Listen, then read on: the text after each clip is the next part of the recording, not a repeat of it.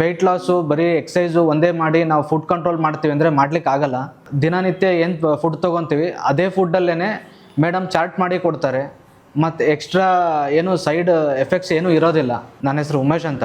ನಾನು ಇಲ್ಲೇ ಬಸವನಗುಡಿನಲ್ಲಿರೋದು. ಹೈಟಿಗೆ ನನ್ನ ವೆಯ್ಟು ತುಂಬಾ ಜಾಸ್ತಿ ಆಗಿತ್ತು. ಹೊರಗಡೆ ನಾನು ಫ್ಯಾಟ್ ಚೆಕ್ ಮಾಡಿಸಿದಾಗ ಫ್ಯಾಟು ಕೂಡ ಜಾಸ್ತಿ ಇತ್ತು. ಆಮೇಲೆ ಫ್ಯಾಟಿ ಲಿವರ್ ಇದೆ ಅಂಥೇಳಿ ಸಿಮ್ಟಮ್ಸ್ ತೋರಿಸ್ತು. ಹಾಗಾಗಿ ನಾನು ಡಯಟ್ ಮಾಡಬೇಕು ಅಂಥೇಳಿ ನಾನು ಮನೆಯಲ್ಲೇ ಡಯಟ್ ಮಾಡೋಕ್ಕೆ ಶುರು ಮಾಡಿದೆ. 1 kg ವೆಯ್ಟ್ ಲಾಸ್ ಆದರೆ ಮತ್ತೆ ರೆಗ್ಯುಲರ್ ಅದು ಹ್ಯಾಬಿಟ್ ಇಲ್ದಲೇ ಇರೋದ್ರಿಂದ ಮತ್ತೆ 2 kg ಇನ್ಕ್ರೀಸ್ ಆಯಿತು. ಸೊ ನಾವೇ ಮಾಡಿದ್ರೆ ಅದು ವೆಯ್ಟ್ ಲಾಸ್ ಆಗೋಕ್ಕಾಗಲ್ಲ ಅಂಥೇಳಿ ನಾನು ಇಂಟರ್ನೆಟ್ಟಲ್ಲಿ ಸರ್ಚ್ ಮಾಡ್ತಾ ಇರಬೇಕಾದ್ರೆ ದೀಕ್ಷಾ ಡಯಟ್ ಕ್ಲಿನಿಕ್ ಅನ್ನೋದು ಒಂದು ನೋಡಿದೆ. ಇಲ್ಲೇ ಡಾಕ್ಟರ್ ಹತ್ರ ಬಂದು ಕನ್ಸಲ್ಟ್ ಮಾಡಿದಾಗ ಅವರು ನನಗೆ ತುಂಬ ಫ್ರೆಂಡ್ಲಿಯಾಗಿ ಹೇಳಿದ್ರು ಯಾವ ರೀತಿ ಡಯಟ್ ಮಾಡಿದ್ರೆ ನಿಮ್ಗೆ ಏನು ಅನುಕೂಲ ಆಗುತ್ತೆ ಅನ್ನೋದು. ಅವ್ರು ಕನ್ಸಲ್ಟ್ ಮಾಡಿದ್ಮೇಲೆ ವೆಯ್ಟ್ ಲಾಸ್ ಇವಾಗ ಫಸ್ಟ್ ಸ್ಟಾರ್ಟಿಂಗ್ ಮಂತಲ್ಲಿ 4 kg ಡೌನ್ ಆದೆ.